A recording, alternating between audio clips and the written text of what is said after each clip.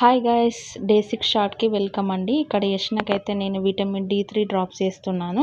ఇది 1 ఇయర్ పిల్లల వరకు అయితే కంపల్సరీ డైలీ వేయాలన్నట్టు.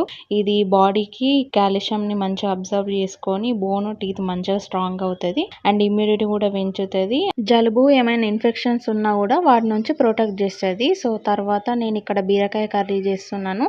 దానిపైన పొట్టు పడేయకండి, దాంతో చట్నీ చేయొచ్చు. ఎలా చేయాలో వీడియో కూడా చేసి పెడతాను నెక్స్ట్ షార్ట్లో. సో లంచ్ కంప్లీట్ చేసేసిన తర్వాత వాషింగ్ మిషన్లో బట్టలు అయితే వేసాను.